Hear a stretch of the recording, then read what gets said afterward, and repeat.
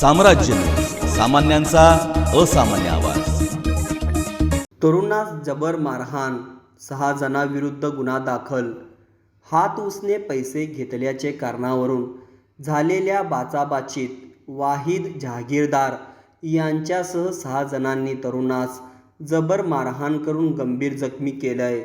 ही घटना कुमटानाका चौकात गुरुवारी रात्री 11 वाजण्याच्या सुमारास घडली आहे। मोहसिन उर्फ वसीम अब्दुल करीम काजी, वय 30 वर्ष असं जखमीचं नाव आहे।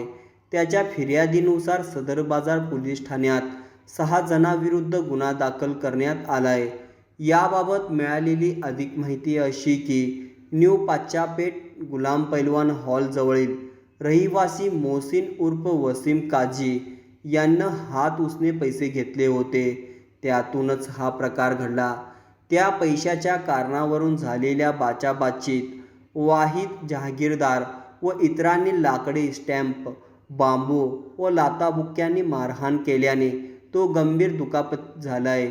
यावेळी त्यास शिवीगाळी दमदाटी करून जीवे मारण्याची धमकी देण्यात आली।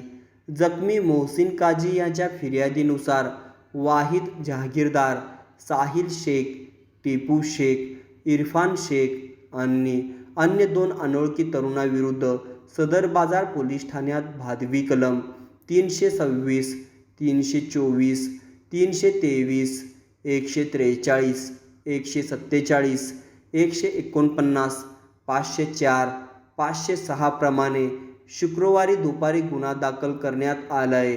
पोलीस उपनिरीक्षक बनकर या गुन्ह्याचा अधिक तपास करीत आहेत।